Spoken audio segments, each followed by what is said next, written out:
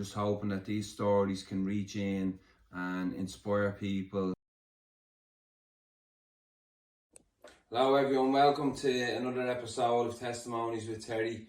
I hope you are enjoying the testimonies that we're sharing. I have a friend today, a brother, Dan. Welcome, bro. Thanks for having me, Terry. Yeah, you're welcome. It's good to have you. Dan came into the home when I was in the home early days. 2018. Dan is from Cork, a Cork lad in Ireland. If you couldn't tell. Now it's great. He's also a director of the Liverpool Victory Outreach. So yeah, it's a powerful testimony that you have to share, Dan, and I'm just glad you could come down and share it today with people that's watching. Yeah, thanks for having me, man. Yeah, if you wanna go from when you came in, the time you came into VO, Dan. I remember when you came in. You were. I remember it myself. You were in a bad way. I was indeed, man. I was. What drugs would you be on when you got here to Liverpool, Dan? What drugs would you have been on, and take it from there, kind of a little bit. I think the question is what drugs wasn't I on? Oh, come on. Hardcore, do you want more? Yeah, man. Yeah, so I came in, I think it was 3 days before Christmas. That's right. 3 days before Christmas in 2018. I'll never forget it. I came in the doors of Victoria, which meant some. Wow. I was in bits, man. You remember me? Yeah, I do. I remember it well because, yeah, you were up on the stage singing. He was up on the stage singing on Christmas night. That's right. That was deadly, that Christmas night, but you were in bits. I was in bits. You were like that, there wasn't a peak on you. You were like 10 stone away. Yeah. Yeah, really in a bad way, man. Came through the doors of Victoria, which I didn't know what was going on in my life. People ask me, even to this day, they're like, why did you go 3 days before Christmas? Why didn't you just stick it out and go on the New Year? Yeah. And I always tell them that I wouldn't have made it. Wow. Yeah, Christmas is a heavy time for drinking and drugs and. But I wouldn't have made. My body was telling me I needed to go. Right. I needed help, and I needed it that week. Yeah. And I really genuinely believed that if I didn't get the help then, I wouldn't be here now. Yeah. And it's 4 years later now. But if you want to take us a little bit back, Dan, to growing up in Cork, in Ireland, what was that like growing up in Cork? It was good. It was mad. It was good times and it was bad times. I grew up in an okay environment. Yeah. We had our ups and downs like a lot of Irish families. I mean, we had our struggles. Yeah. But it was okay. Played football, went to school, got the junior cert. Couldn't wait to get out of school. You know the one. Yeah. It was kind of a mutual agreement. They couldn't wait for me to get out and I couldn't wait to get out. So I done the junior cert. The GCSE, I think they call it over here. Yeah. Got that. Went straight to work. Did you? Yeah, what did you start working at? As a block player. Right. Yeah. Went straight into work. Done all that. Got the trade. Done all that. Went out to start my own work, and it was good. It was fine. It was work. You know, that's all we knew. Yeah. You know the one. You going to work, coming home, just living in that environment, going into work, going home. That's it. That's all we knew. Making a few quid. When did were you a drinker? Were you ever a drinker? I was what we call back home. It was a weekend offender. Yeah. Okay. So we'd have a few pints in the pub after work. Yeah. You know, a few snaky ones on a Friday, and then we go out on the Saturday. Yeah, and go mad. But it wasn't a problem. Yeah. Do you know what I mean? There was no problem there. That's what we used to do. Go then Sunday, chill out, back to work Monday. Yeah. Do the same thing. It's normal. Well, it was normal. No, it was to us at the time. Yeah. It was normal. Yeah. When did it start getting, the drugs? When did the drugs start? So that would have been, because the drink wouldn't have been a problem. The drugs would have. What drugs would you have started taking at first then? It was the standard dabbling with the hash. It was back in the day. It was the cool thing to do. Yeah. The hash, and then you the old joint, and then you have the weed and. But the sniff would have been again with the drink. They went hand in hand. The weekend offenders again. We would just drink and we'd have a bit of sniff, and again that wasn't a problem. So Yeah. Until it became a problem. Yeah. But it was fine that way. To be honest with you, Terry, the main thing that my life took a downturn pretty quickly, it was with the heroin. I think that's a testimony of a lot of people. Why did you start taking the heroin down? What made you? How did it come about? Can you remember your first time taking it? I can. And the situation you were in, what made you take it? Were you feeling low? The mindset I wasn't in a good place, man. I wasn't in a good place at all. I remember it being offered to me and I was going through it. There was a death in the family at the time of suicide, and it really, you know what I mean, it really got to me, man. Yeah. You know, it really did. And it was just, it was a bad, dark time in my life. And I remember it was being offered to me, but you see, the devil's a liar. Yeah. So, like, the way it was brought to me was there's this powder and it was on a piece of tinfoil. Yeah. Now, the heroin that we see in the films and in the movies is an addict with a syringe and a needle. Yeah. And they're injecting up and they're sticking it into their thing and so on. And that terrified me growing up. Yeah. But when it was presented to me, it was just this brown little powder on a piece of tinfoil. Right. And there was just, you roll up this other piece of tinfoil and you smoke it. So that picture of the needle didn't... No. That wasn't... Yeah. It wasn't there. The fear, you could say, the stigma. It wasn't... So the first time you took it, how did you feel that it is... Being honest with you, Terry, it was like, it did what it said on the tin. Yeah. Because when it was presented to me... Yeah. Or what I said was, when I went to take it, I said, I just don't want to feel anything. That's where I was at. I didn't want to feel good. Yeah. I didn't want to feel bad. Yeah. I just didn't want to feel anything. Right. Yeah. And that's exactly what I done in the tin, man. That's exactly what happened. I just felt nothing. Numb. Yeah. And so after the first time, you obviously took it again and again and again. How long did it take before you were actually hooked? Not very long, my friend. Yeah, a week or so. By 3 weeks, man, I was in the height of addiction. Were you? I was. Wow. It's mad, isn't it, how quick it takes you? People don't even understand. So, did you, after 3 weeks, you knew you were addicted, you can't stop? No. It has you, man. Has a grip on you. So once you start, that's it, you're sucked in. Did you get worse then? The addiction obviously kicked in? Yeah. It got worse, but I was very good. I was very good, man, at the start, because we're the drug addict. You're good at hiding stuff. Good at hiding stuff, man, do you know what I mean? So I was like, yeah, you know, I got away with it for quite a while, especially with the family, but for other people in the locale that were involved in that, whether it be selling it or using it, you couldn't fool them. But I was very good at fooling my family because they didn't understand. They didn't know what it was to be a heroin addict. They didn't understand the lifestyle, the culture, the do's and the don'ts, so to speak. They didn't know. Yeah, you just become sneaky. Yeah, I'm telling you, it's a very deceptive and a very, very sneaky drug. Yeah, and I think all of us do that. Every one of us then go through that. When it first kicked off, you were like, what's wrong with you?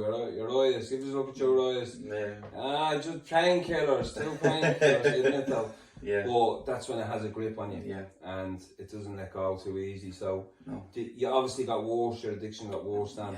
Yeah. What would have been, I think, a low point after you obviously gotten addicted, you're going to work, you're strung out, coming home, so you're not going out as much. Yeah. You're spending your money on heroin now. This is it.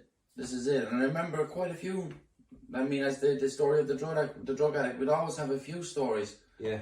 I've quite a few, but I remember one, as you said, low point, you could say. I remember, as you said, I was spending all the money on drugs, and then coming up with mad excuses to the mother, especially. I'd be asking her for money for this or for, stuff like that. Yeah. And it was, she'd always say, "Where's the money gone?" And then you'd have to make up stories on where the money is gone, and it was just deceptive, being a deceptive person, and I was never like that growing up. I was never a liar or like that. That was affecting you. But I remember there was a time where my mother actually, now she didn't catch me using the act, but she found the material. I just hid it. I heard her come in. I just had enough time to hide the paraphernalia. Yeah. And I was sitting there. She knew there was something up, and she was like, "What's going on?" And I was blatantly lying to her face. Yeah, yeah. And then eventually the drawer was pulled, it was seen, and my mother having to see her son red-handed. using heroin. Yeah. Do you know what I mean? Yeah. Oh, that really, I really felt like, it hurt me because I hurt her. Yeah. Do you know what I mean? That was a low point. Was it? It was, man. I'll never forget that. Yeah, and again, that happens to most addicts. We all go through that same phase. You know, I never touching that. You end up on it. And next of all, your family find out, and you're trying to deceive, and you're trying to lie, and it is awful. But then it has a grip on you. You can't stop. No. Do you know, you can't just automatically stop because you're hooked now at this stage. So how far would you have got then after that then on your drugs before you ended up coming to, you know, you were in and out of different rehabs and stuff like that, weren't you? Yeah. I don't know. Fair share. Yeah. But yeah, it got bad. But as I said, we're Irish, we're workers, right?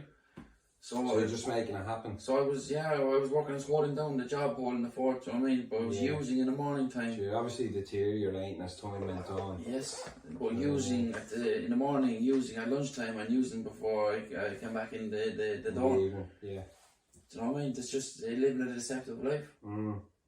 But again, that's not sustainable. Yeah. Especially for the drug and the heroin user, it's not sustainable. Like, you might get away with it for a certain amount of time. Yeah, it takes its toll.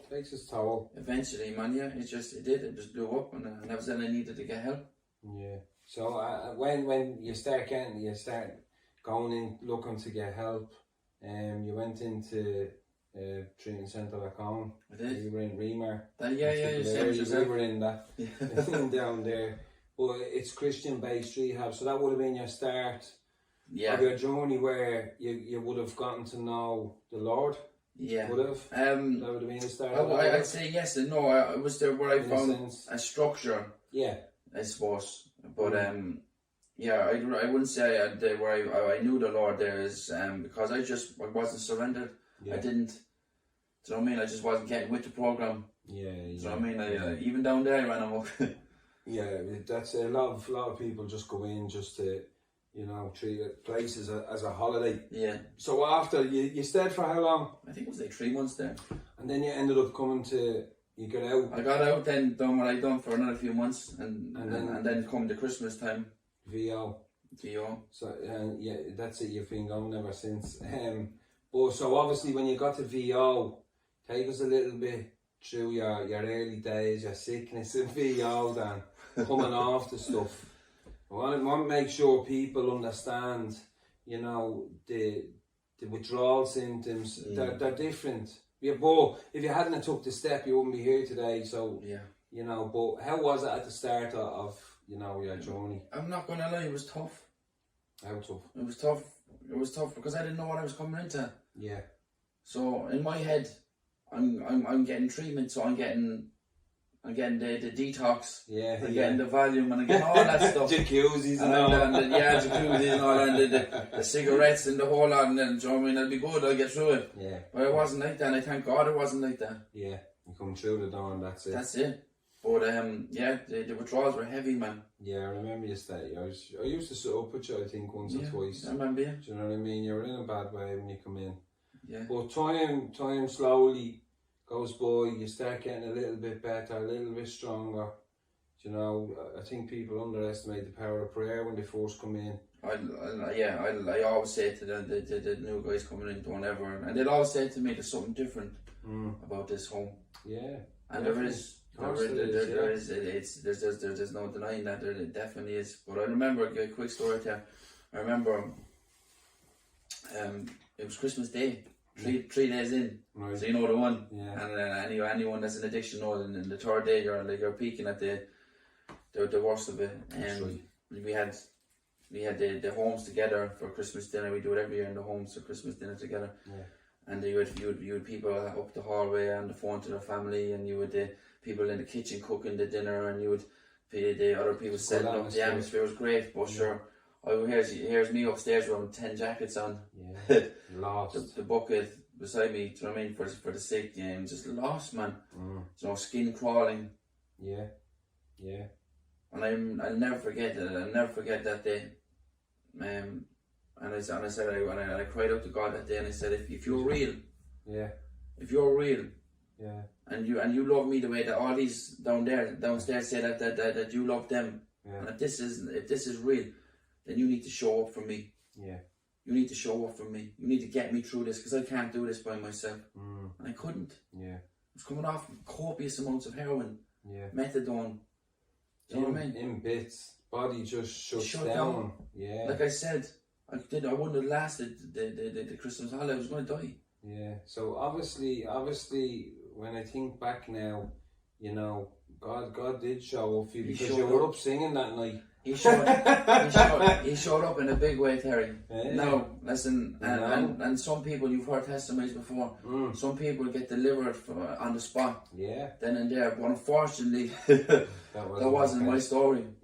But what I did, what I will say, every day got better and better. And before I knew it, I was totally delivered from addiction of heroin.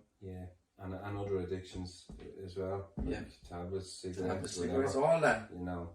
But it's powerful when you look back, isn't it? Absolutely. Isn't it? And this is why we're doing it, you know what I mean? Because your testimony will help people. All of our testimonies do help people.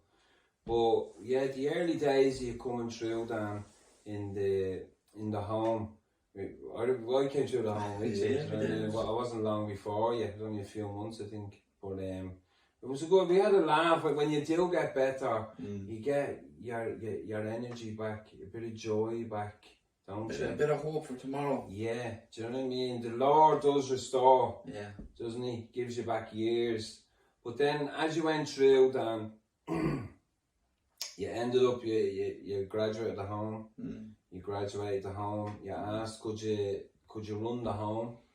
And you're still here. You're still here.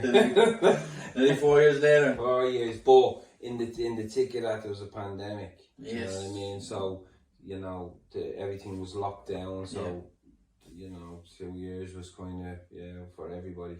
But you're still here, Dan, and you have a bright future ahead of you. It's great. The homes, you know, you're doing smashing it, week in, week out. You know, trying to help people. But your future, Dan, where are you going with yourself now? From, you know, with your future, where do you see yourself, or you know, what's next for you?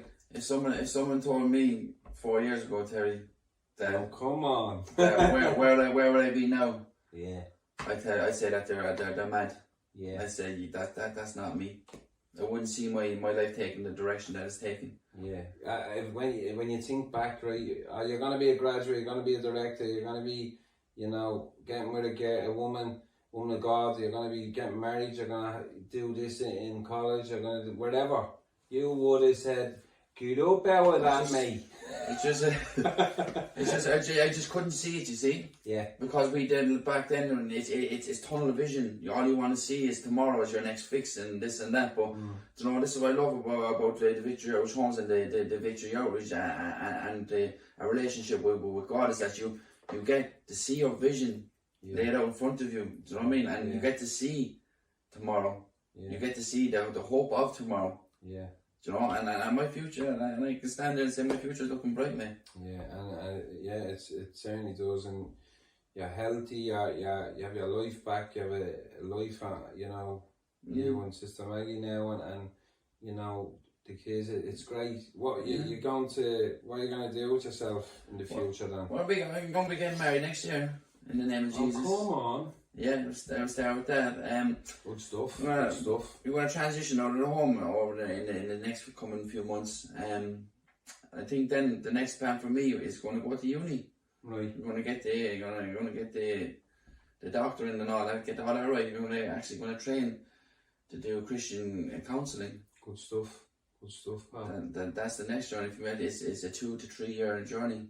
Right. I wish you all the best, Dan. Thanks, man.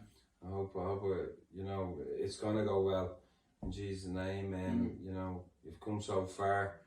But if you want to live, if you were to say to anyone, Dan, you know, that's out there that's struggling in addiction, you know, hopefully this reaches people all over. But in Cork, like, what would you say to somebody that's out there maybe taking tablets and you know, they're kind of lost, looking for a bit of direction, or they're just starting to take heroin or without any sort of drugs, and they need to get some help? Just don't want to sound like a Nancy Reagan back in the 80s there, but just don't do it. You know, I mean, it's not worth it. It's really not. I mean, the years of hardship that we endured, for nothing. Yeah, you know, there was never the plan really. You know, what I would say that, and if it is something that you do see yourself in now, or even a loved one, you might be watching this and you mightn't actually be in addiction yourself, but you have a nephew or even an uncle or a brother or a sister that is in an addiction, then reach out to us, man, because they're all international. Yeah, I mean, we used to deal in dope, and now we deal in hope. Yeah, come on. There's the homes is in Liverpool, Scotland, Manchester. You know, London. We're opening a home in London. It's going to be powerful, and like London is tore up. You know, we're actually going to send in 2 lads down there to help out. Yeah, praise God. So, praise God, man. God is on the move here. Yeah. And if it is something that, as like I said, if there's people that you know that is in addiction, don't hesitate to get in contact with us, man. Yeah. You know, because they just help there. They're absolutely just help them. But then also Ireland is coming up there. That's massive. Ireland for Jesus, isn't it? No, it is. It's massive. It's massive, man. We're going over in October. Yeah, since I've got here, well, since you know, Pastor Roy and Sister Danielle and Pastor Paul and all the pastors, they've always been praying to get back into Ireland since it's gone, like. So it's finally coming up, and it's redigging the well. So that'll be good, won't it? It will, it absolutely will. It really is. It's exciting stuff. Yeah. It really is exciting stuff, because if you look around just Liverpool and the south there, the church as a whole, and even in the homes, there's a lot of Irish. Yeah, because they haven't got that outlet over there to call up and go in. But we will in Jesus' name. Yeah, definitely. It will be. It'd be good going back out onto the streets and spreading the word around, and hopefully it'd be a big impact. But yeah, it's great. It's great to be able to chat with you, Dan. To have you down, sharing a bit of your testimony with us. Thanks for having me, man. Yeah, nice one. I wish you all the best for the future, pal. Thank you. But yeah, that's Dan's testimony, everybody. I hope you enjoyed. We'll have another few over the coming weeks and months, lined up. So stay tuned, and God bless. Thank you.